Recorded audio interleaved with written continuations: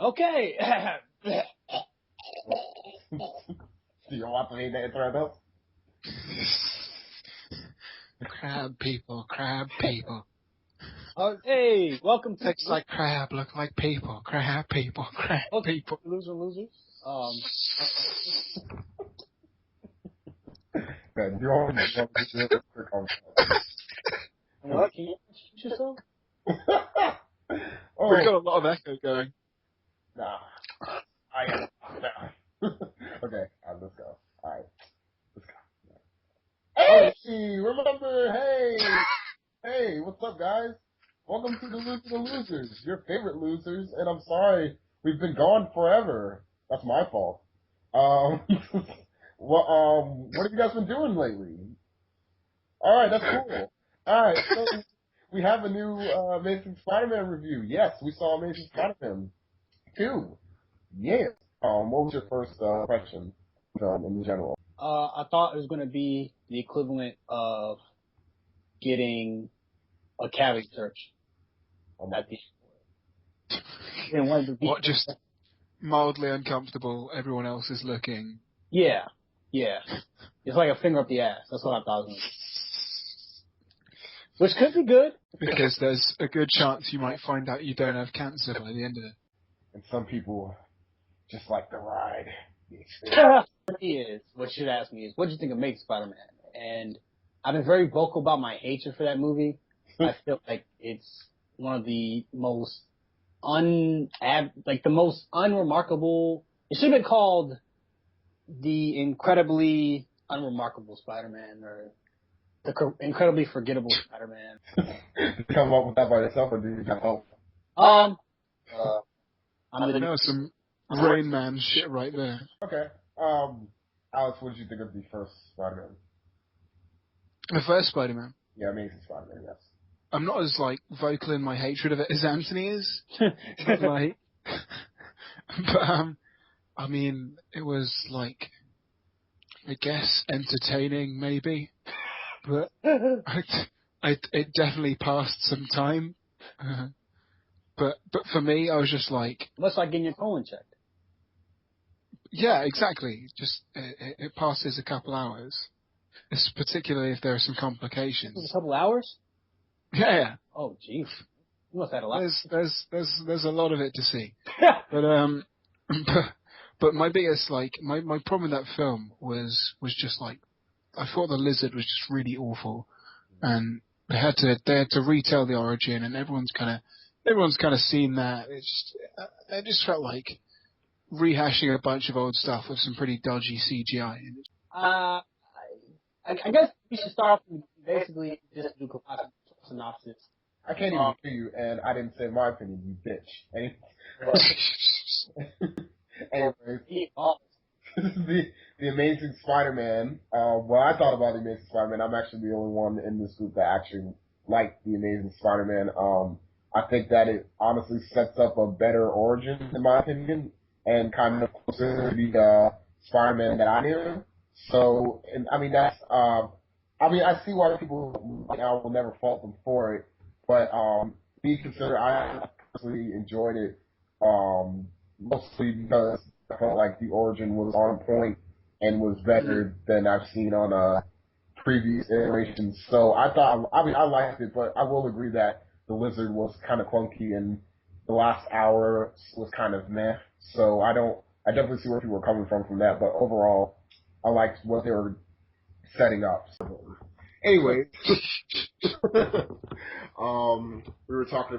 We wanted to move on to the synopsis of the film. Okay. So basically, the idea is that Peter has been Spider-Man for a little while. The city loves him.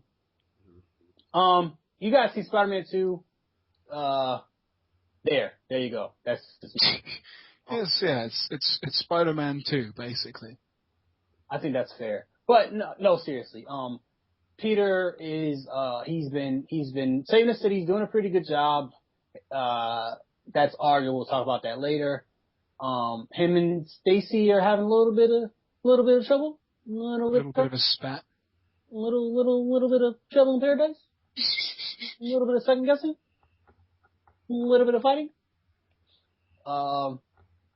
and it's basically the origin of two other characters. They introduced a bunch of shit in here. It's you got Max Dillon, a Spider-Man fan. You got his whole friend Harry, played by Dane DeHaan. Max, played by Jamie Foxx. And basically, it's just a whole bunch of shit going on. Just lots of shit. Not bad shit, but not necessarily always good shit. If you just took 4 different movies and then cut the scenes up and just threw them together and then kind of pushed them together. Yeah, I've always kind of, it seemed like that, like as an initial reaction when the film had finished, I was like, that felt like about 3 or 4 different stories kind of cut together. I know Corey didn't get that so much, and it wasn't a big deal for me. It just made little things seem kind of out of place. A little bit like, I think what you were saying about Cap 2 was that it's just sometimes some of the scenes didn't know how to end in Cap 2. Well, some of these scenes didn't know how to start. Ha! It was like, okay, so should we do some? Maybe Gwen Stacy doesn't like Peter now. Okay, maybe now they're gonna get back together. Maybe. Oh shit, we need to get them back together for the end. We better do that now then. So there's a bunch of arcs going on, and it's all these arcs. I mean, well, you guys can speak for yourselves, but I thought these arcs were great. The only problem is that it's like there's so many of them, and they don't know quite how to blend them in. Like, right, cinematically, like you could see where they connect, but it doesn't work as well. I think, and if you look at this movie, it's sort of like Man of Steel. If you want to sit there, you're well within your right to do so, because an arc is pretty much only as strong with this many arcs. It's only as strong as how pertinent it is to the plot. And this movie doesn't really have much of a plot. It's just like a bunch of subplots, like kind of just like thrown together. And it's. I was saying to you earlier that this is what most people define as the classic superhero sequel, where the superhero has to learn to be like less comfortable rather as a superhero, and that'll happen through things like friends becoming enemies, friends or lovers being put in mortal danger, that kind of thing. It was really typical in that sense. Yeah. It was like, okay, so Spider-Man's a bit of a dick now. He's gotten kind of comfortable with the whole being Spider-Man thing, so here we go. He'll make a few villains now. It's the idea that the hero makes his own villains, and that's kind of what it is. I like that the fact that Peter didn't really do anything wrong to these. No, it's true.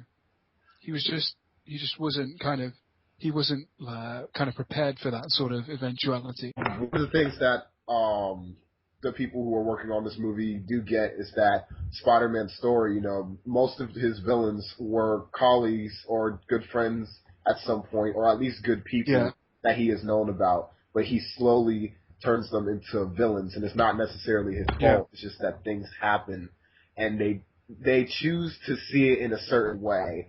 That's what separates them from being heroes and villains, because it happens to them beyond. Like, it's all in the way they see things, and they see things that the world's already against them. They already have nothing to lose, so they basically flip around and become villains, and that's something that they've gotten completely right. I mean, in my opinion. I'm sitting here thinking, and I do agree with you to an extent, but I'm sitting here thinking, if we're gonna just to kind of add to our negatives, is I feel like in this movie universe, it kind of very unnecessarily taught him a lesson. Like most movies will give a reason as to why the superhero needs to be less complacent as a superhero. Mm-hmm. But Peter Parker seemed like he still had like he wasn't having an easy life. He was having like troubles coping with seeing his girlfriend's dad die, and if he can protect her or not. Uh-huh. I mean, he had all these crooks like driving down the main roads, killing people with trucks, and it wasn't an easy life. And then all of a sudden the films are like, now you've got to learn a lesson. So here are 2 bad guys who are kind of friends of yours, who now hate you. It's like, really? Why does this need to happen? Right. What's the point of this? Uh-huh. I mean, it was done fairly well. It was good, but I was just like, why? I can see where Stokes is coming from with the whole what was the point of these villains? Uh-huh. Why are they there? Right. It's like I can understand that. It's because like besides just developing a universe movie wise, it's like you guys like I mean Peter honestly he was doing like I said he wasn't really doing well in the first place. It's like cinematically kind of looking at it and you're just kind of like well. You know what does he need? I mean, I guess the whole. I mean, we could talk more about this. Actually, but I think the overall theme of the film is to know that just time is precious and limited, and I feel that way because like the opening shot, and I won't get into too many details of the actual, but like the opening shot is of the film is a clock. I won't say anything more of that, but it's a clock, and you know yeah, I mean, like, I really, I'll go back to that in the more spoilerific type deal, but when we do the spoilery stuff. Yeah, so because I almost said something, I was kind of like, oh, for a second, but what were you guys talking about? What point were you just making? Just making that that the villains, although they're done well, I think we all agree that they were done pretty well, whether we loved it or liked it. But the thing is that the villains kind of like. In a sense of, if Peter was supposed to learn a lesson of this film, why were they really there? Like, yeah. And what was because I was saying that I didn't understand. Like, there's the idea that the hero needs to learn a lesson as to not be complacent. But Peter wasn't having an easy time of it. It wasn't like his life was perfect. He was having a lot of troubles. So what's the point of these villains showing up? Why does he need to be taught a lesson? That's why I would say it's a mess because. You like I said, Peter didn't do anything wrong with these guys. Like Peter was very nice to both of them, really, when you think about it.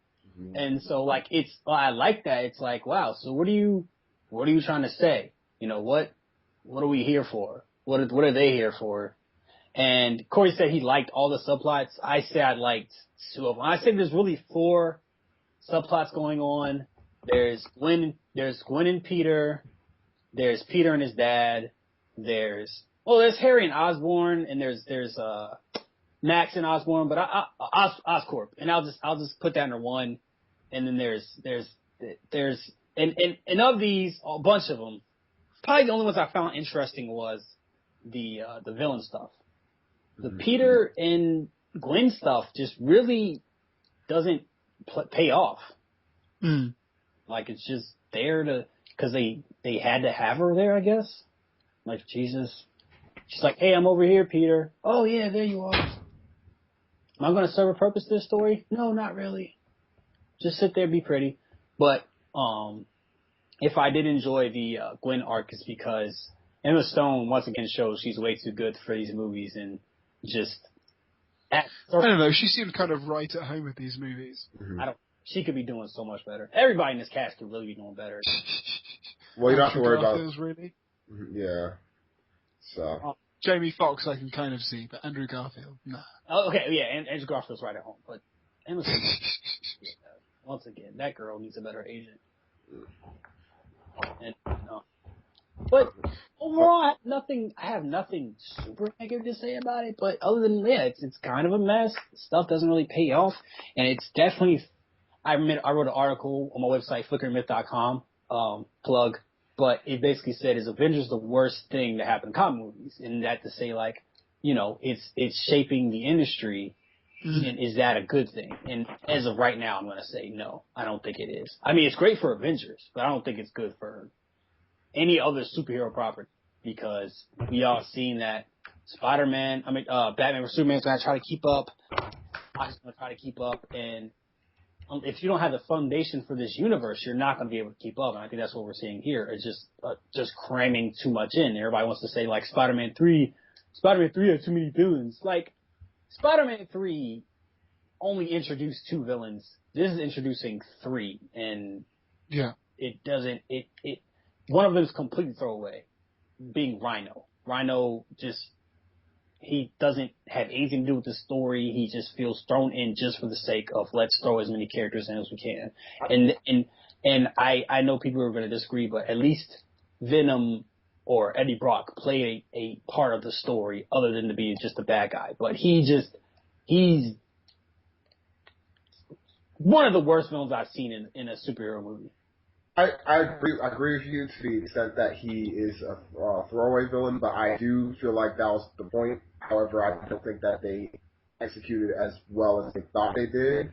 That's the only issue, I think. Like, I understand that you need, for the sense of universe like Spider-Man, you do kind of need, you can have two front runners and you can have basically a throwaway villain because, like, I mean, throughout most of stuff that I read and stuff that I watch of Spider-Man, it's like Spider-Man will always have this like one guy that's kind of like, I mean, like kind of like a throwaway. I mean, actually, not just Spider-Man. Right.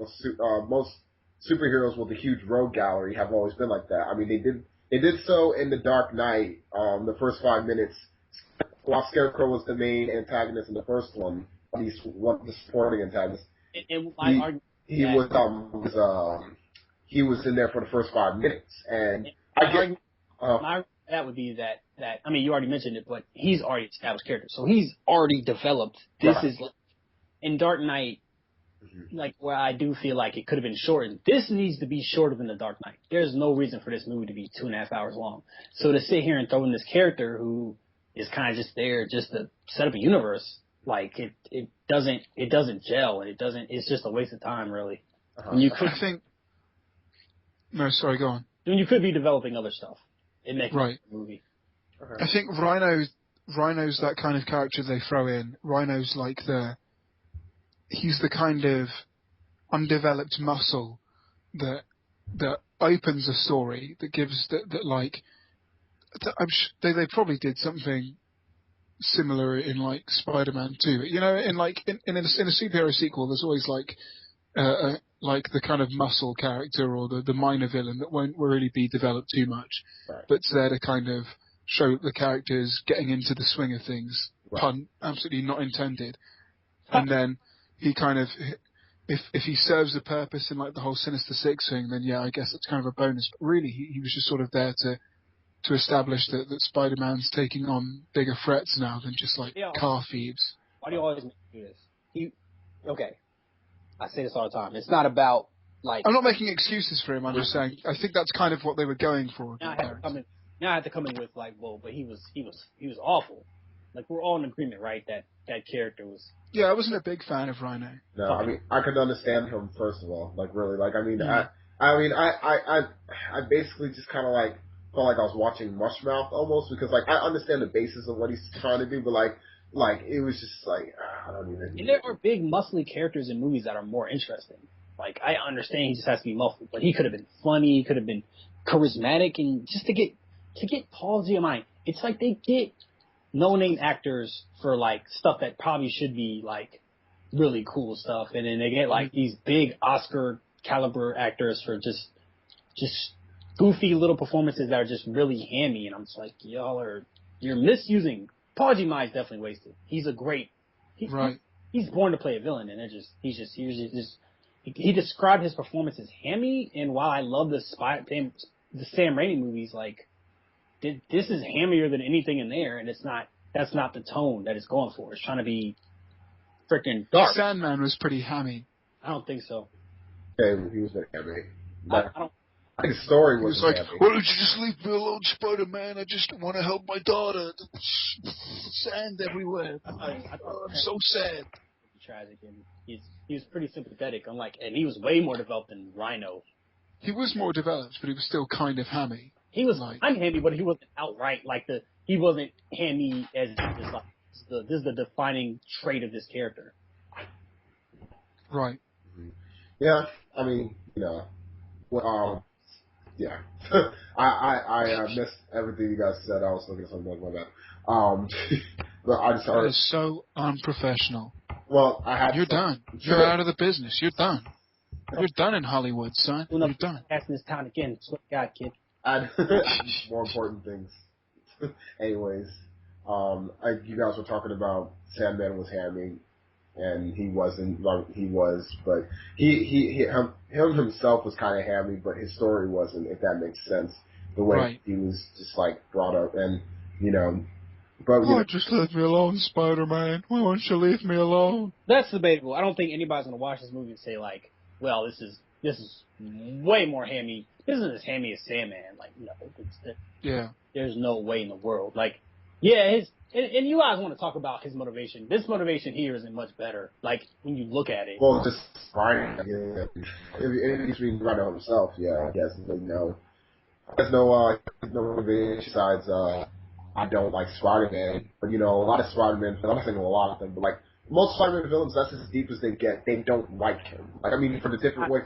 But it's like, but here's the thing. Like, what I like about this movie is that two of the characters that had literally no real motivation ever. And, well, actually, no, not two. One of the characters who had literally no motivation ever, no good motivation.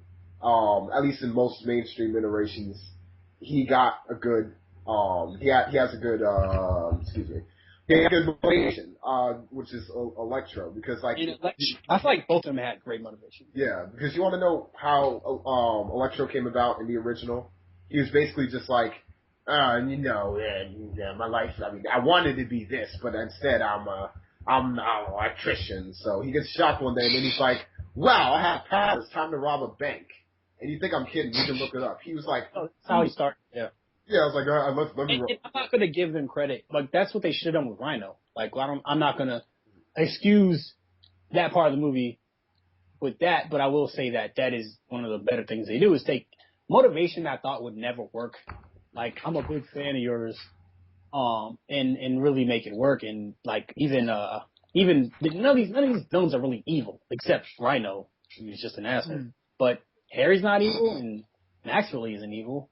Right. So it's like, okay, you got some balance here. You got some nuance here. Right.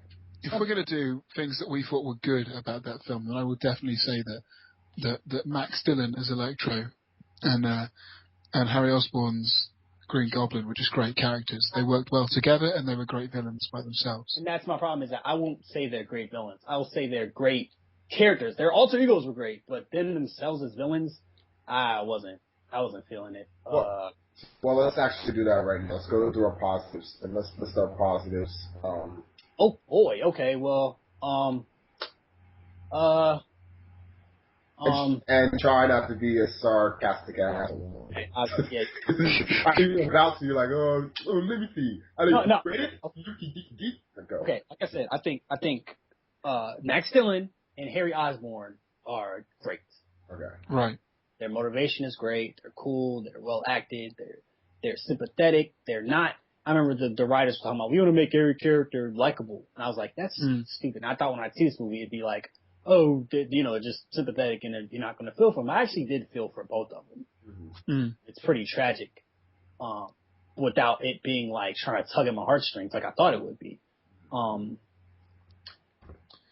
I agree. They're good characters, but I also think in terms of like being good renditions of the villains, I also thought that like the Dane DeHaan was a very good Green Goblin. He got into that role. He clearly enjoyed it, and he had some fun with. Okay, that's with the kind of.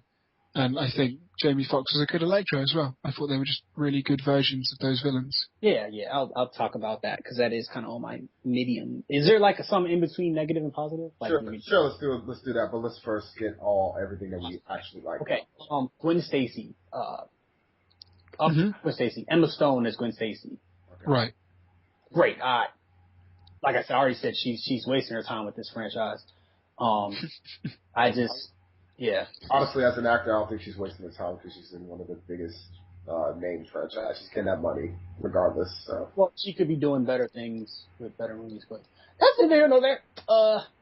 The acting as a whole is much better. I thought the acting in Amazing Spider-Man was kind of like a CW movie. Here, and I'm not gonna give Mark Webb any credit. He just has a caliber of actor that is not like normal for this type of movie. Which once again, everybody's pretty much wasting their fucking talent here. I wish they'd go work somewhere else, and they just get. Except Jamie Foxx and Dane DeHaan, they're right where they need to be at. But the Electro score, great. Right? Mm-hmm. Yeah. The end credits. When it's only over. No, I'm just kidding. No, that was actually the worst part about the film. I like that Kendrick Lamar song, but Yeah. I thought, okay, I didn't like it until literally the credits of the movie, because like I heard it every time. It's just like, and everybody just calm down. It's just like, yo, please. But it's like it actually feels like, okay, now it's pretty good. Yeah, that was good. You're Spider-Man villain. What are you doing, Spider-Man? Get the fuck. Oh man. Oh man. Yeah. I think they should have done like those speaky songs like they did for Electro that have like his thoughts in. They should have done that for all the characters. No, they shouldn't have. Like the Green Goblin and Rhino. Just That like worked Rhino so should be completely incomprehensible. Yeah.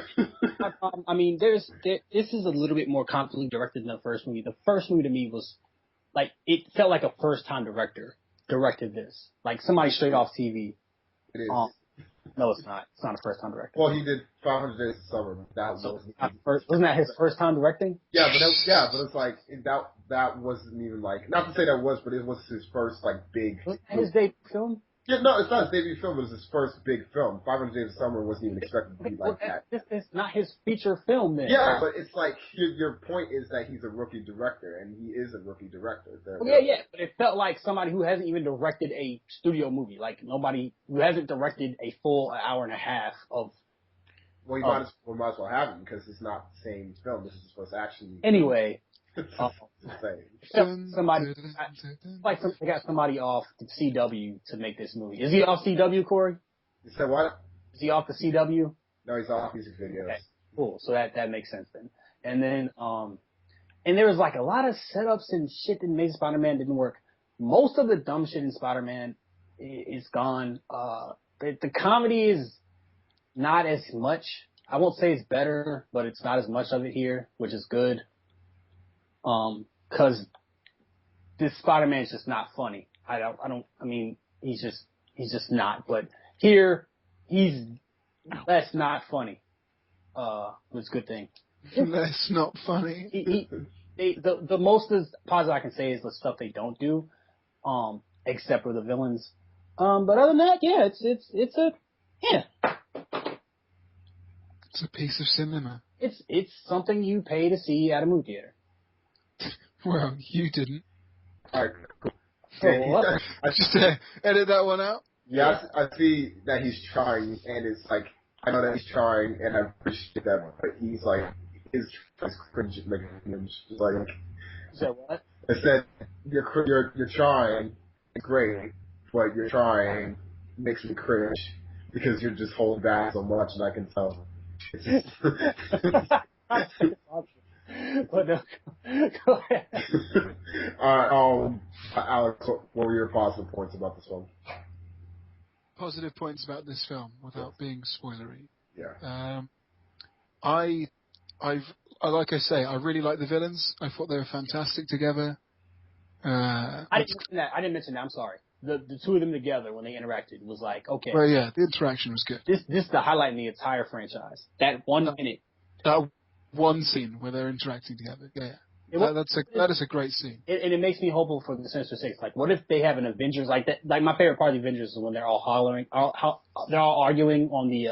Yeah, like banter. Yeah, I hope they have something like that in. Right. I mean, in the Sinister Six, which in terms of basically the same thing. Sorry, go ahead. in terms of other positives, the music was noticeable but not bad. Is that a positive? Yeah. It wanted to be. It wasn't inspiring or anything, but it wasn't bad, it was good. Yeah. Like it fit the tone of the film. Like the song for Green Goblin, the I'm Goblin song, was really creepy. Like I really liked that, and the electro stuff, the Times Square music. I really didn't like it at first, but after listening to it again and then seeing it in the cinema, I just thought it worked. And I loved the way it was like, it made the whole scene feel like more claustrophobic and intense. Like even the music was like just like getting in your brain and getting in your thoughts, and it made it, you could kind of see how Max was feeling. And I really liked that. You know who worked in the score? Hans Zimmer and Pharrell and his magnificent whatever. Every person who's ever won a nominated for best original song. I think Adele was in there somewhere. No, it's a bunch of people, but the main people is Pharrell and Hans Zimmer. Yeah. And it doesn't sound like, I like how Pharrell, he usually thinks outside the box with a lot of stuff, and his approach, something I haven't seen before is like audible, like muttering. Right. And it's funny as shit when you're talking because it's like dun dun dun dun dun dun dun dun. He shot at me, he stabbed at me, he hurted me, he hates on me, virginity. I'm not making it up. That sounds like Pharrell wrote that part, but that No, I liked it. I thought it was good. It was nothing like virginity. No, come on. I guess if they made it like so he's like they should have been funny if he's like schizophrenic, so that's the music he hears in his head. Then yeah, that would make sense. But virginity, what the fuck? I think it's the idea of I think that was kind of the idea of taking his innocence. if you're going to talk about, I don't know why you laughed at that. I think it's like metaphorically, it's the idea that Max is this innocent self, like this weird little obsessive man, and that gets taken away from him. Right, I get you, but it's like, I'm not even trying to make it funny. Stop laughing at it then. No, it's like, it's not what you said. Like, I it makes sense, but I have, like, the weirdest imagery of him just like, no, stop, no. Just Spider-Man just, like, saves him, but then, like, touches him on the arse a bit. Like, right. Hey, man, I didn't ask for that. Yo, Sparkles. Why are you touching me there? Oh, no, Spider-Man, please. Hey, where you going? Oh, man, I'm just going down to the comic shop store. No, you're not. Fuck, Andrew Garfield shuts the door with the spider web. God. Hey, man, I saved your life. You owe me. Oh, geez, Spider-Man. Give me the big blue lips. Get them big blue lips over here, boy. That's awful. If he was like, he shot at me, he lied to me, virginity. Oh my gosh. What else did I like? Thank you. What else did I like? Firstly, it's a very small thing, but costumes, besides Rhino's fucking garbage. But besides Rhino, I guess, alright, I'll say I liked the look of this movie. I liked Spider-Man's new costume, very iconic, I really like that. Yeah. I kind of like the way Electro looked with like the skin suit on and the lightning bolts, and Green Goblin was pretty neat. And there was a character called Dr. Kafka, and I really liked the way he looked. And there was just a lot of like iconic kind of looks in this film. I really enjoyed. But Rhino was garbage, like utter garbage, and it made me feel sick. The character and the costume. The character and the costume. Yes. The costume maybe slightly less than the character, but the character was the character would have suited a really hammy costume, but the fact they went with like a Titan mech made it even worse. It was like, so you're putting a guy who probably you could have put him in like a Rhino suit, and it wouldn't have made a difference because he's so hammy. And then, but no, that's fine. You'll put him in a robot suit, it'll just feel even weirder.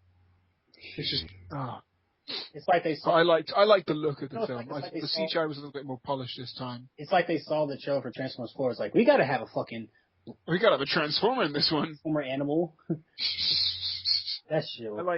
I liked how they did, like, they recreated, in like the opening scenes where he's like swinging, and they recreated like some of the iconic shots from the comics of him like posing mid-swing and stuff. I thought that was pretty neat. Yeah, the CGI felt a little bit more polished in this one. Like, the electric stuff was better than that awful lizard stuff. Okay, the electric stuff was, can I say special effects for Electro and Green Goblin were great. The special effects for Rhino were vomit-inducing. It's like after all the special effects, the team just kind of gave up on the Rhino. Like, I don't even care. I've seen the opening look like a video game. It still looks like a video game. It looks. There were times. I like it. It's like they had. I don't know. Like it's like the first one. They had the little moment. But is that all your positives? Is that That's my positives wrapped up for sure. Go ahead and break out that book full of positives, Corey. All right, here we go. How long have I got? Volume 1. All right, so Volume 1 of Corey's positives. Okay. Guess what? I like the film. Did you guys see that coming? I liked it as well, Corey. I liked it. Oh man. I liked it. I just love you guys. Anyways, no, like in all seriousness, I'll start from things that they showed from the beginning into, and without getting into spoilers. But I love the opening swing scene. I like how he's just having so much fun with it. Not to say that they like it's just that I know that Spider-Man and when he's swinging, he's having fun with it. But I just love how he sounds like a giddy little kid. He's just like happy. I like that he's having fun with it, and I like Andrew Garfield's portrayal of Peter Parker. I feel as more. What's up? Yeah, that was a positive I forgot to make, but actually I liked Andrew Garfield's Spider-Man more than his Peter Parker, but do go on. Right. Yeah, because there's his Spider-Man was really great. It's like I think he's honestly this is the best portrayal of Spider-Man I've seen so far on screen. It's like. I'm not even for another time. Yeah, I was like, I'm not for another time. Right. I'm not even going to go there, because, anyways. Shots fired, just about. I didn't mention how much I love the original Sam Raimi. No, you haven't done that yet, and we don't need to, so that's fine. Right. There'll be another time. We don't need the sound of dick sucking right now, but I'll let you know when we need that. But anyways. I just use it for our friends.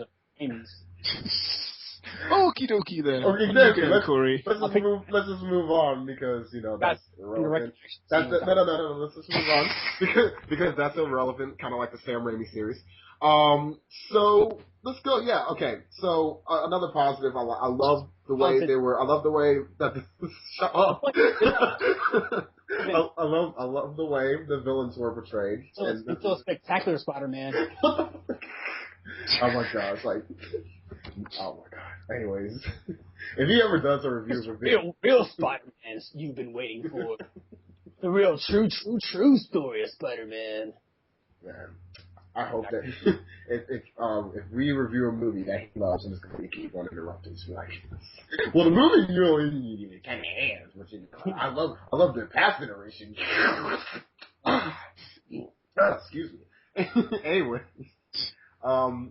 I didn't even name. I just named one positive. Damn, I can't even get through.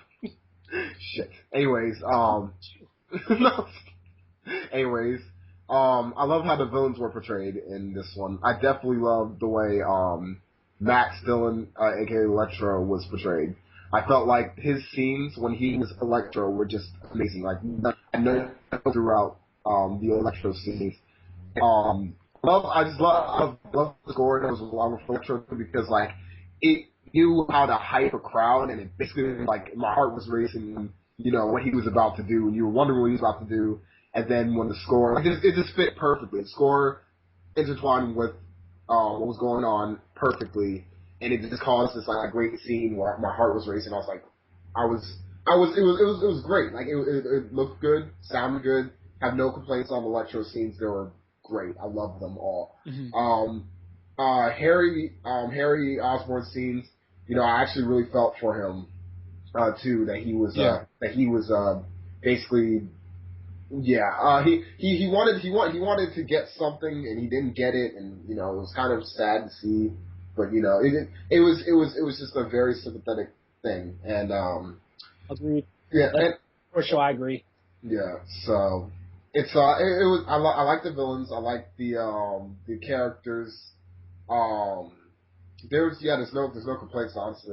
There weren't too many action scenes, but when they were there, they were pretty great, I think. Had some great moments.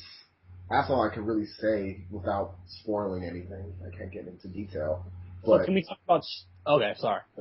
You want to talk now? I know you're waiting to bash this film, so. No, I'm talking about stuff that was kind of a positive and kind of a negative. Okay. So. We all agreed that that Max and Harry Osborn was great.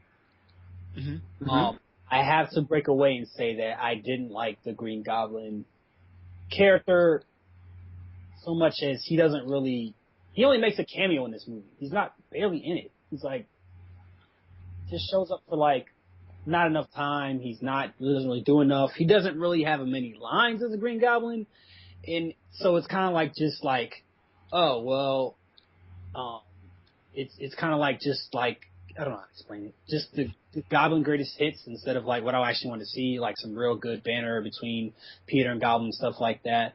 I also kind of feel the same about Electro. I mean, the first scene where he went Electro, it was cool, but then when he's like held up into the water and it's a little goofy. He's sitting there like growling, "Let's go kill a spider."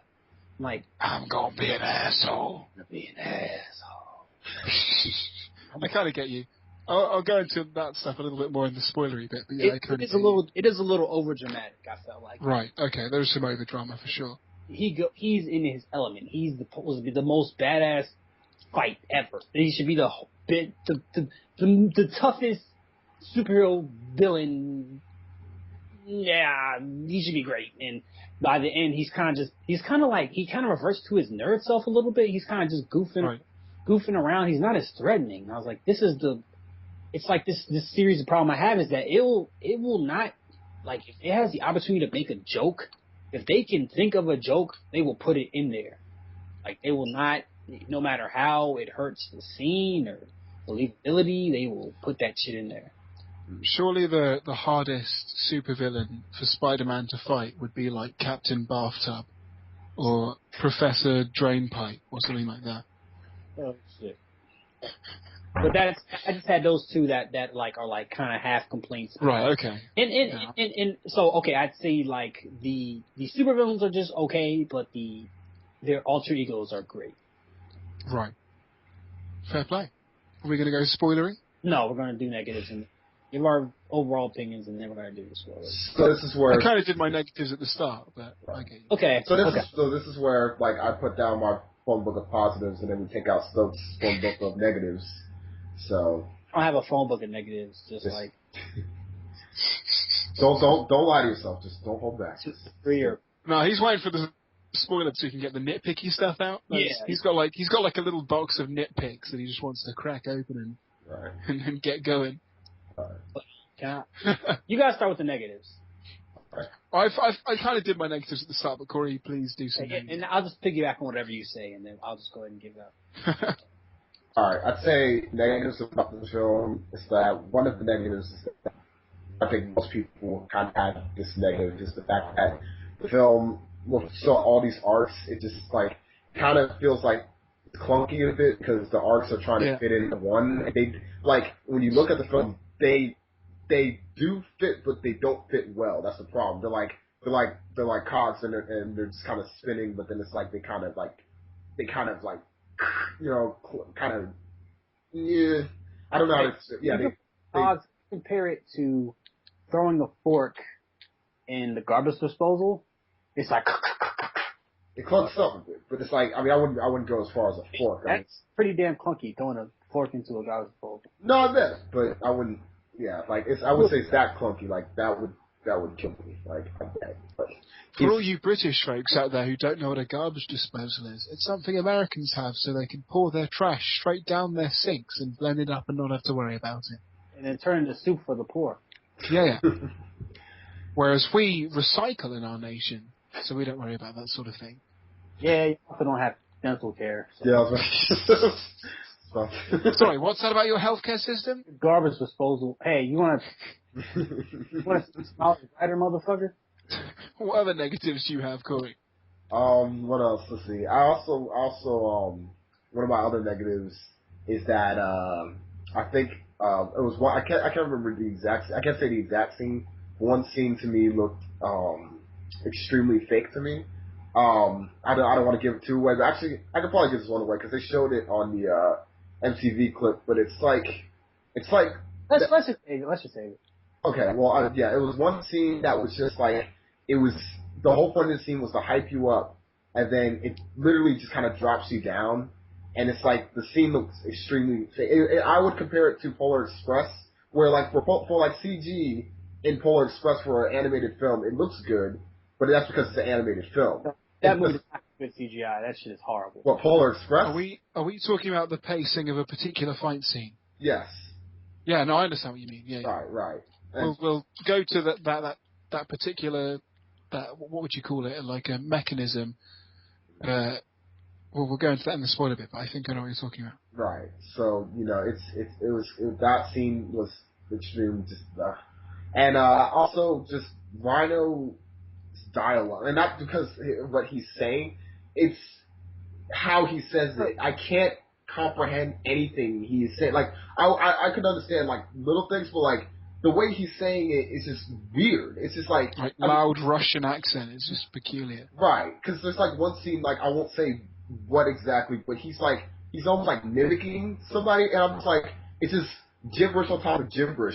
It's just one part of gibberish is more clear because it's like,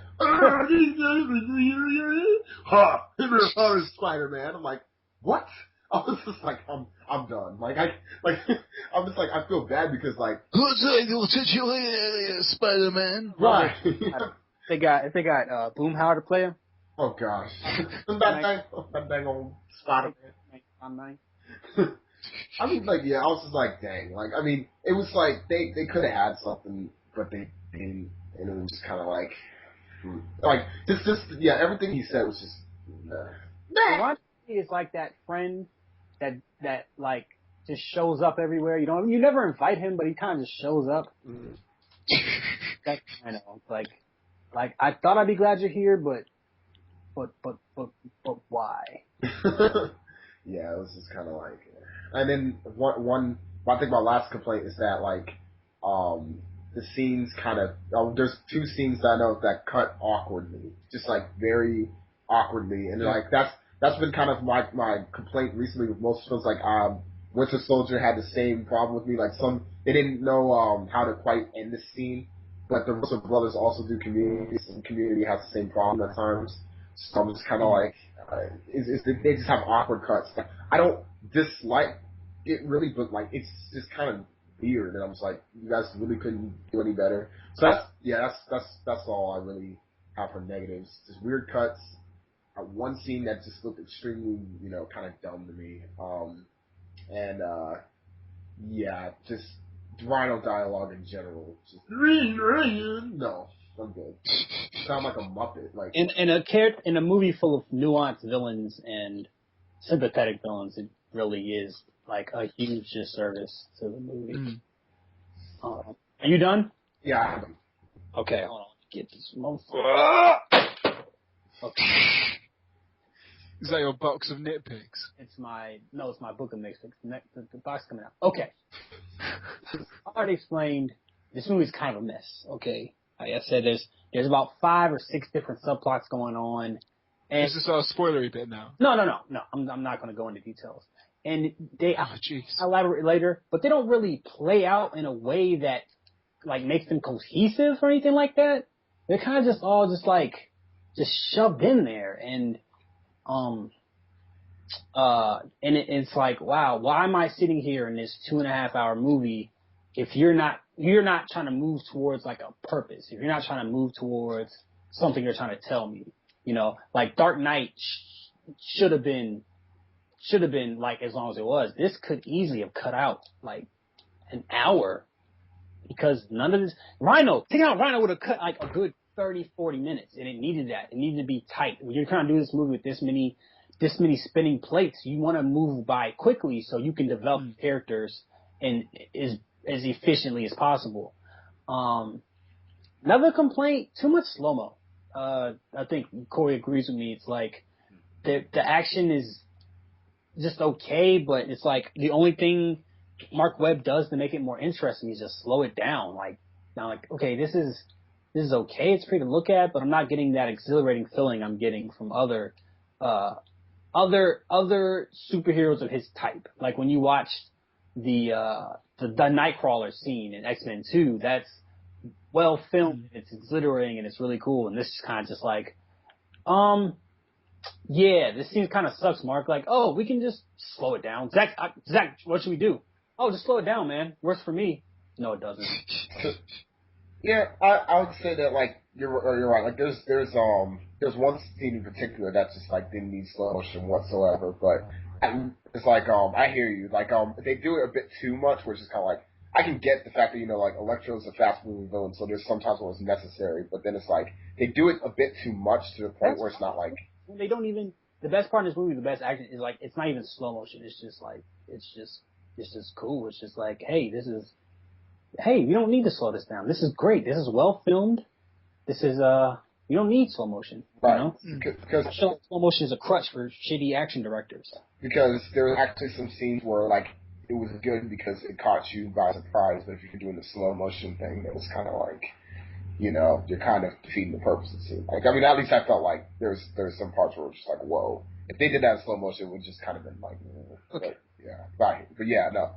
I already mentioned how I thought. I gotta have to elaborate, but I always kind of mention like how the stories. Basically, my main complaint. Okay, there's a bunch of stupid shit I can't really get into, but there's moments that remind me of the other one. It's just like, what were y'all fucking thinking? What the fuck were y'all thinking? But as of right now, just structurally, some structural problems that kind of ruined the movie for me. Because not ruined, but kind of. Just main thing. This is gonna be it. Stop trying to copy Avengers. Do your own thing. Take your time. That's all I'll say. What do you think? Spoiler alert! No, we gotta give our overall opinions. Oh, jeez. Okay. So, overall opinions. out of 5, what would you give it, Alex? Out of 5. Tough one. I said just 1. I was like, damn.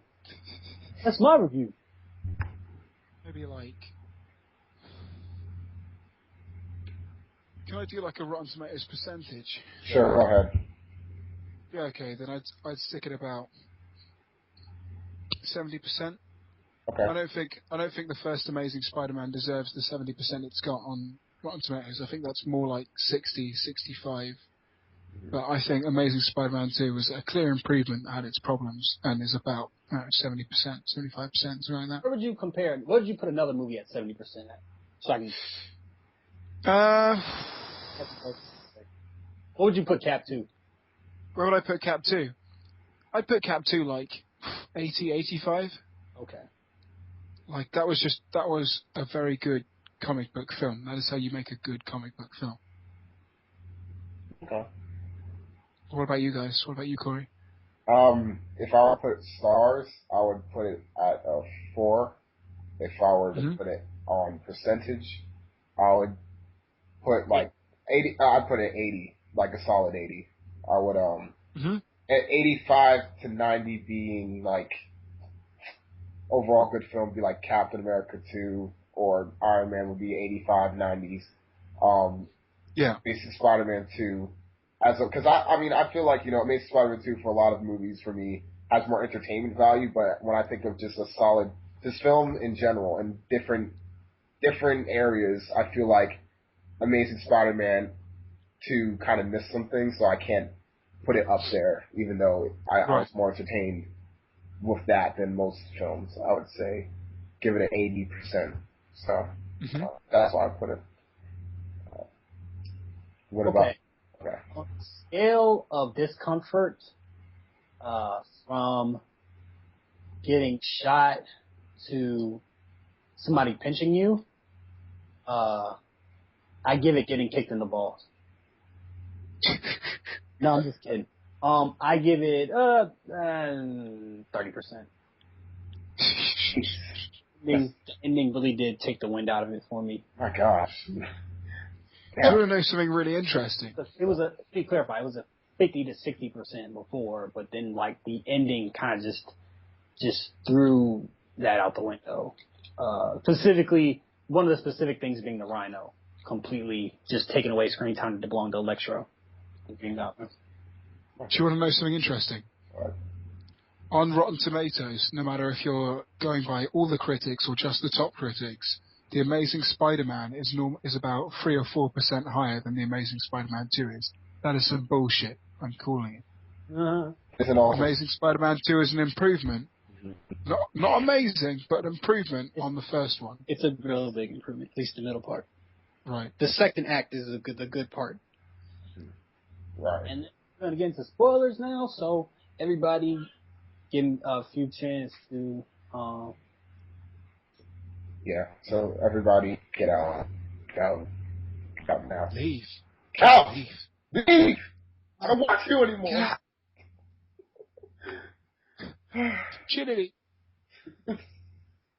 You have wronged me for the last time. Okay, we're getting personal. Alright, so, yeah, spoilers. Alright, so let's just talk about things that we like, spoilers, spoiler edition. Yeah. I've got a teeny little list of things that I could try and be quite quick with. Yeah, It's not a long list. There's about 4 or 5 things on this list. Alright, go ahead. One thing that caught my eye is Electro's like origin scene is identical to Dr. Manhattan's. That was really like glaringly distracting for me. It was? The bit where he's like forming himself and in front of everyone, and like everything's flying all over the place. It's glowing blue, and it's like this is literally identical. That's odd. I really liked Dr. Kafka, and they were saying he could be the next Doc Ock. I thought he was a cool character. Green Goblin I really liked. I thought his laugh was genius, and like he was really creepy. And good work, Dane DeHaan. Norman Osborn, Anthony said, kind of seemed a bit wasted. Really liked him. I imagine he'll be back as well. Yeah. I highly doubt he's dead. Also, Peter's dad is a dick. Like even with that plane stuff that was supposed to make me feel bad. When he knows he has to leave and he's like walking out on his son and his son's like, Dad? He doesn't even give him a hug, he just closes the door. Peter's dad's always going to be a dick to me. He just comes across as a dick to me, and that's my spoilery stuff. Right. Like, so Aunt May had Peter's dad. Yeah, so Aunt May had a reason to be just kind of like, all you care about is your stupid father, and he's kind of an ass. Well, I don't know why she sounds like a... Oh, yeah, Aunt May, what the fuck was that all about? And she's like, your father didn't do anything, Peter. I raised you. I used to change a diaper. he was an asshole. Let me get my spoiler book. What's funny to me, he's actually slapping shit down. I wonder if he's like... Actually, my floor just shook from the other side of the planet. As that book just dropped.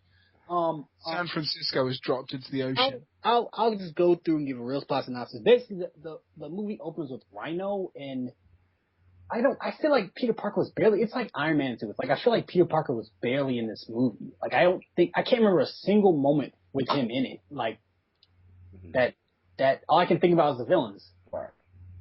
He didn't. I would disagree in the sense that I thought there was more Peter Parker stuff in this one. I don't know. I can't remember. Nothing that stood out to me as good or bad. Just like there was all that stuff like I can't be with you anymore. Oh no, actually I love you. Let's be together. That's not. Oh no. That's not bad or good. That's just theirs. It's filler. It was just like we need to show that he can't be with her, but we also need them to be together. So it's sad when she dies at the end. What? Spoiler, man. Shit. Spoilers section. Look at. But, oh, jeez! But showing Rhino for so long really took away from the other stories, and the whole Gwen and Peter thing was completely just not necessary. Like, this whole entire franchise so far has just been building up to Gwen Stacy dying, and it didn't really pay off. Like, you could have showed them just be a happy couple and saved all that time. It's like, we need something for Gwen and Peter to do. How we have them fight, and then get back together, and then fight, and they still love each other. See, I felt like it was like they filmed all the stuff where they're fighting. They were like, "This is really good. This is really emotional." Peter realizes he has to leave his girlfriend because it's too dangerous, and then eventually they're like, "Oh, holy shit! Wait, they need to be together, so it's sad when she dies. Oh fuck, let's get them back together again." Like, oh, I kind of loved you the whole time. It's kind of because the first thing she does when she's introduced is give a speech about time and life. I was like, yeah. Oh, you're gonna be dead, bitch. And she said, oh, I'm gonna get into Oxford. I'm like, oh, you're not going to Oxford, bitch. You're not going anywhere. But I just love the idea of you sitting in the back of the graduation, like saying that to yourself, like people kind of giving you shifty looks. Like, you ain't going to Oxford, you bitch. Yeah.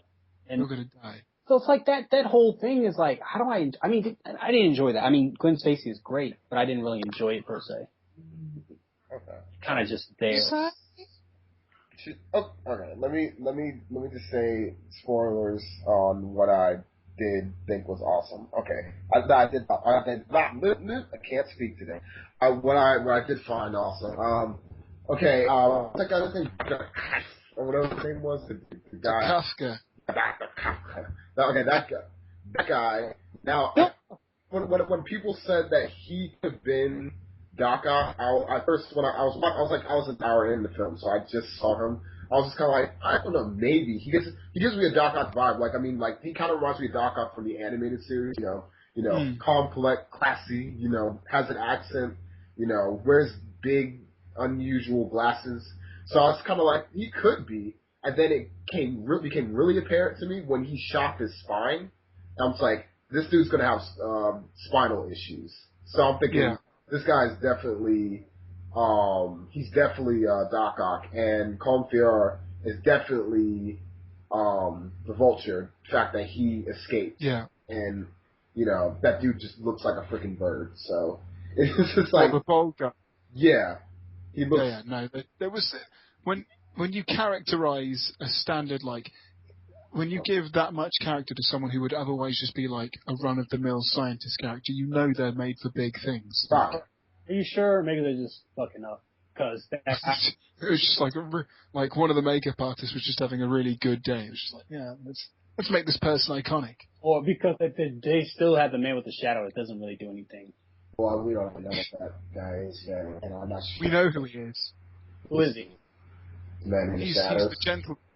He's credited as he was credited in the credits as oh bloody hell, I forget what his name is, Mr. I think it was Fiers or Fires, I can't remember how it's spelled. Like Harry calls him Mr. Fiers, like Fiers. I forgot about. And he's credited as the gentleman on IMDb. And Fiers is apparently, I don't know. Again, I'm just like every single other Marvel Comics movie fan. I'm getting this all off Wikipedia. Right. But the gentleman is a character I care so much about because I read his wiki page, the Marvel wiki, and he's a character like a mysterious character who puts the Sinister Six together. So that appears to be what they're going for. I did not know that. Okay. And the more you know. The more I know. I gotta run through these. Okay. And then the whole Peter Gwen thing is just a waste of time for me. They need to grow that relationship, but they didn't. It's the same thing over and over again. It has no purpose other than to make Gwen's death feel sad. Sad. Yeah. I didn't care because it's so televised. I was like, okay, all right. Peter is an asshole again in the first 10 minutes because he's in there fucking with Rhino, like knock knock. Hey man, did somebody order a package? And then while he's messing around, Rhino runs into kills. Like, at least two people, because 2 cars going front, and he's in an 18, and he just crushes them. I was like, dude, you're fucking around, these 2 people died, Spider-Man, thanks, asshole. I think I heard a baby scream, so he killed the fucking baby. Then the screaming stopped and that taxi got hit. Yeah. There could a lot of people in a taxi. There could have been a family of 10 in there. So, fucking Spider-Man killed like 15 people. We were saying he's the kind of Spider-Man who, if he saw like a rapist attacking someone, he'd be like, no, wait. Let me just get my notebook out. I've got a pun for this one. Let me just make a pun first about rape, and then I'll stop you. He'd be like, come on, let me get my book of puns. No, stop raping her for a second. Stop raping her. Just make a pun. This situation seems forced. Hey. Okay. They're just looking at him like, goddamn. Jesus Christ. Yeah, get out of here, Spider-Man. But I could just be in the Avengers. And then I'm not going to keep dwelling on this. My problem, like the middle stuff is cool, but my problem is that, like, okay, Harry is only there to kill Gwen. He's only a plot device to kill Gwen. He's a very well developed plot device, but that's all he's there for. That's what his arc does. He doesn't learn anything. He doesn't really have an arc. He's just like. You learners don't ever ask friends for life-saving blood treatments because your friends are all assholes. And then it's like, okay, so he does the thing and he ends up like looking like a fucking goblin. He's like, Peter, this is your fault. Like, no, it's your fault. It's yours. He told you why it wouldn't work. It's your fault for taking it. Specifically. I think that's the point of he's nuts. He's stupid. Like, he's not gonna none of these people are rational. Like, I understand that, but that betrays the whole thing of like what I liked before of like his motivation works. And this time he's like, I'd rather him just say, I'm fucking ugly. I'm killing your bitch. All right. No, the worst bit is like when the gentleman's like, "You're looking good," and he's like, "Yeah, it comes and goes." Like, what? Your debilitating retrovirus that you mutated with Spider-Man's venom, it just comes and goes. Like, sometimes you'll be alright, but if you get angry, then you turn goblin again. Conveniently for the plot. Yeah, I was thinking like, oh, fuck you, writers. Fuck you.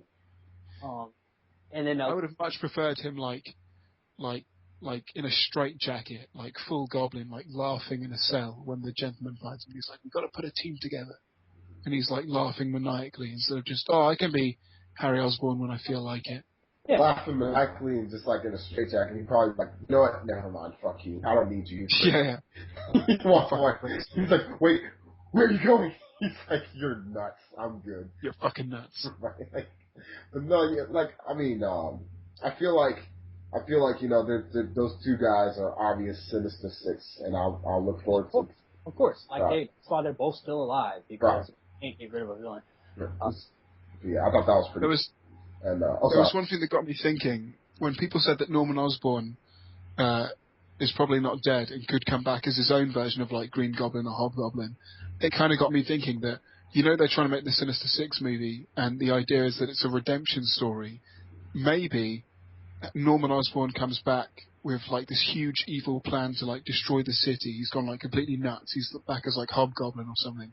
Fucking crazy. So the Sinister Six have to put aside their problems and realize that underneath it all they were just good people. Like, because Harry's motivation would be that he fucking hates his dad. Like Electro would be like, well, you know, I always just wanted to be a good person. I wanted to be noticed. So he does good things. I don't know what Vulture would be. I don't know what Octopus would be, but that would be a good like reason for the Sinister Six to do it, to be redeemed. Mm-hmm. Norman Osborn's like the big bad in the Spider-Man universe. Right. He comes back as the like iconic Green Goblin. It's a Chris Cooper. So what? Yeah, no, they need to bring him back because they're really wasting Chris Cooper. You're right. What? Hold on, I thought I missed the film. We were like, hold on, he's dead. Like what? What concerns me about, you know, the fact that I'm glad that he will return, but we probably know he's going to return. But what concerns me is that I feel like since he's weak and, you know, he's stuttering, he's just like, you have no idea what I have for you. Like, okay, like he's just weak and he's claimed to be dead. I feel like he'll probably like venom himself up and get some exoskeleton or something. No, yeah, I'm scared he's going to be. I'm scared he's going to be that version of the Green Goblin where he's basically the Hulk with a goblin face. You ever see that? I feel like roids up. Yeah. We have things planned for you, Peter. Oh, Jesus Christ! God, someone call my chiropractor. Right. See, like that. I'm afraid they're going to bring the frickin'. And did they even say that line throughout the whole film? Yeah, they did. They did? No, okay. Actually did. Okay, I was about to say, I was like, I did not even recall. So, but you know, like, I'm afraid, because I didn't really like that version of Goblin, and he just kind of turns it on and off. He's like, well, I'm dead now. You can fuck off because I'm the Green Goblin. Ew. So, I don't know.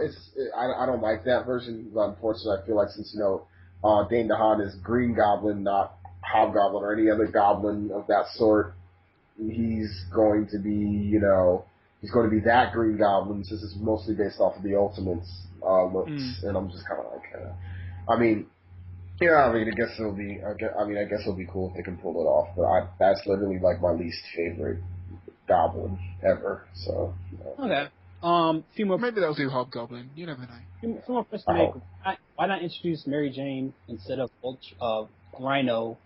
Mary Jane, Gwen Stacy dies. They don't say how she dies. She kind of just dies. No, like she hit her head. Whiplash, isn't it? She hit her head hard as shit. Did you see that? Like I was like, I hope you're dead because like I wouldn't want to live through that. Like, ooh. I saw her like fall, but I don't know if she drowned her.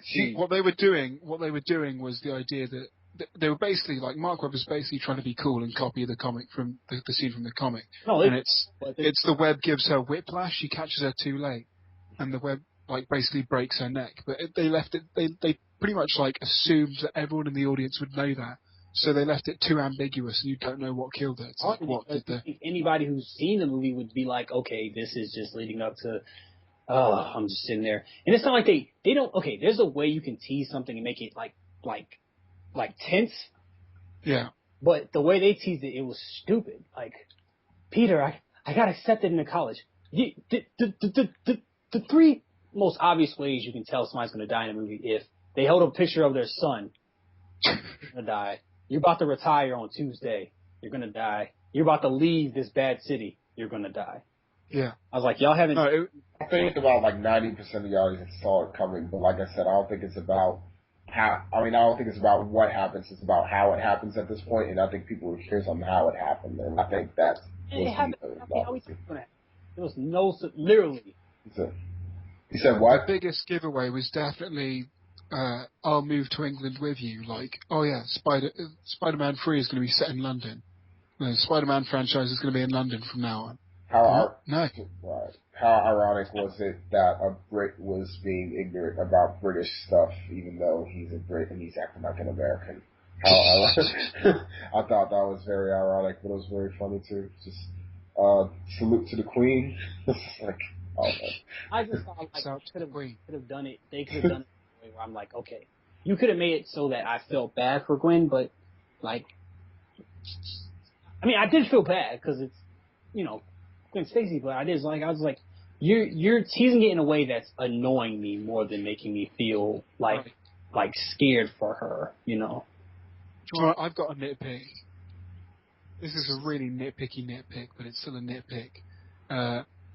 Green Goblin, his glider and pumpkin bombs, the movie doesn't even try to explain that. Like, the first one was like, okay, so the glider's military hardware, but like, they're kind of like, okay, so we're sort of working on military exoskeletons. The glider and the pumpkin bombs, just go with it. Just go with it. It's Green Goblin. He's completely thrown away. He's completely, breezed through, and it's like, man, This film would have served so much better had they had this as the Electro story and then teased the Green Goblin story for the next film, which they're actually filming quite quickly, so you wouldn't have to wait that long for the Green Goblin story. Right. But they forced him in, and they just made you like with the pumpkin bombs and the glider, they just assumed that you were like, okay, we know this from the Raimi stuff, so we're just going to put it in anyway. Like, just accept it.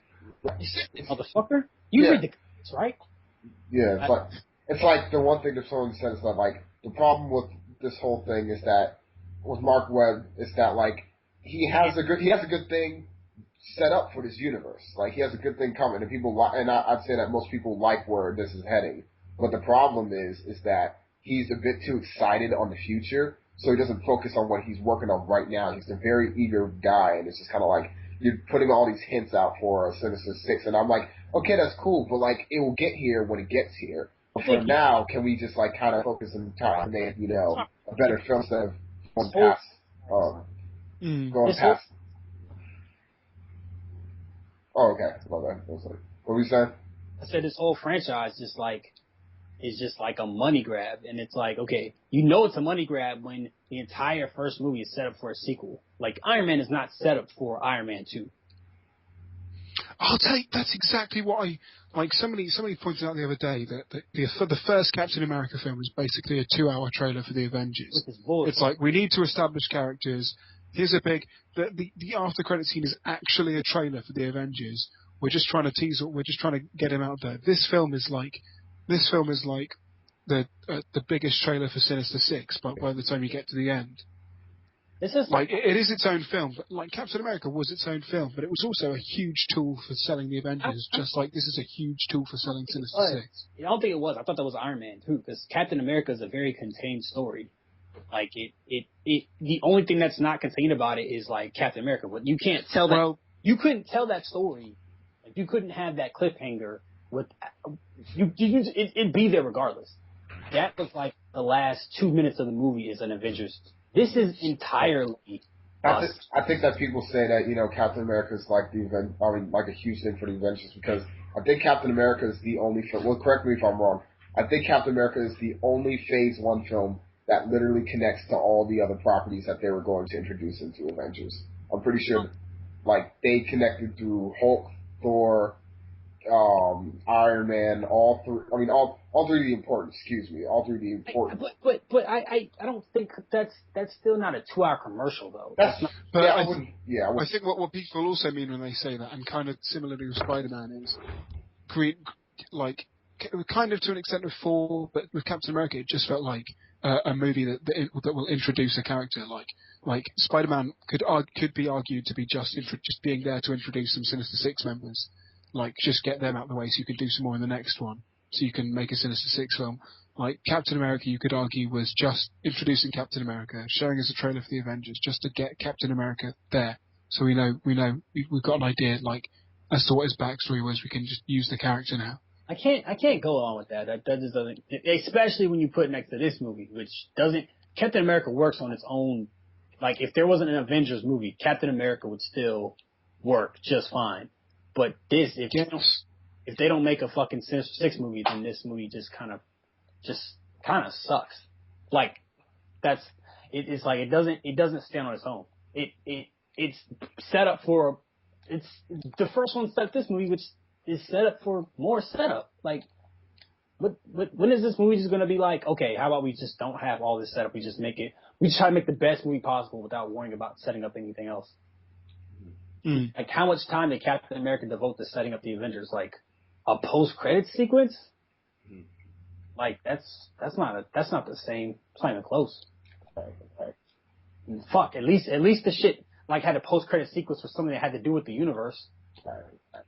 Instead of this bullshit. Oh man, oh my god, a scene starts out and you're wondering who this is and it turns out to be Mystique. Oh my god, where have I seen this before? Jesus. Oh yeah, X-Men. By the way, X-Men I think is completely irrelevant, and I know that I know why it's there, but it's just like they could have at least, like, they're gonna give us a clip, give us something worth watching. It's some badass, yeah. Yeah, like that was some bullshit. I was like, it made me just like not even want to see the film anymore. It's just like, if this is what you guys think. I mean, I've seen all. I mean, I haven't seen all of, like, I've seen what they've been showing recently. It's just like, I'm not that interested. And if you guys thought this clip was like going to be something that was worth putting in a whole entire film, then I don't think I'm invested.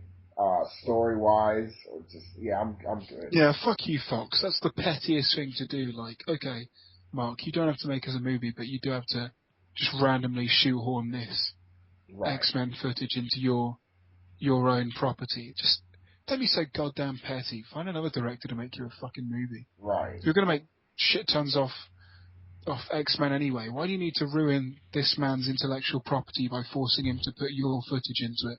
Maybe the owner of Fox was like, I'm a big Spider-Man fan. He cannot make another sequel. He will fuck it all up. Not saying he did, but not saying he didn't. And here's tiny bitty nitpicks, and we can go. There's a scene where Peter goes out to reach for Gwen Stacy, and his web forms, like, does fibers form fingers? I thought it was kind of touching. It was like, and it looks like a hand. Okay. It's a hand. It's a hand. It's the idea as he's reaching out to her. It's like trying to grab through the void. I get it. It's stupid. It wasn't as bad as it sounded. Yeah, I don't think it was. It's not like, it didn't form like this giant, like, completely detailed hand. It was just like 5 little tendrils. Shit was stupid. I thought it was like, when he told it to me, those rubber. Yeah, like the ones that like stick to walls and you can slap people with. Yeah, that's why. Better. I would have liked if he like whips one of those out of his pocket and just kind of slaps it on her face. Yeah. And holds it back up. I honestly would have liked that better. No bullshit. Like, it has little rings on it, and he's like, I'm just going to get one last pimp slap in before she dies. Smacks her on the back of the face. It'd have been better. It'd have been funny if that hand, like, caressed her cheek before she fell. That would have been funny. I would give the extra points for that. Just, like, grabbed her boot and then just... That doesn't even make sense, like, inside the Spider-Man canon. Like, fucking... What? It kind of does make sense. It's like, so the end of each web kind of flares to form tendrils, which like help it grab onto stuff. It opens the surface area up, so you can literally wrap around stuff. That kind of makes sense. It was reminiscent of a hand, but you're making it out like literally like Corey said, like this giant fleshy, no, I didn't, completely fleshed out hand thing reached out and grabbed her by the ankle. No. It was just a few. It was like 5 tendrils opened up. I said and formed a kind of hand shape. I said the web makes a hand, and it does. It's not that stupid. It's just the web opens up and grabs it. It's a really touching little scene. It's stupid as hell. It's him reaching out for her. It's stupid as hell. If he wasn't Spider-Man, that would be his hand literally reaching out for her. But he's Spider-Man, so it's a web. It's stupid as hell. It's like when Dark Knight. It reminds me of Dark Knight when fucking Batman wastes all that time getting all that drum oils and just creating his insignia inside of a building. Like, it's just, I get what you're trying to say, but it doesn't make it good. But that's just your opinion, I guess. Yeah. Of course, that's why I said it, Alex. No shit. I don't say things that aren't my opinion. Do you have any more really tiny nitpicks that don't affect the film? I'm gonna be here forever.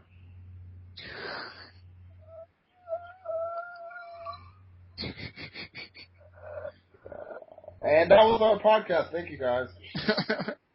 Has it been worth the wait? Probably not. Take it easy, everyone. See you again in 5 months. It will.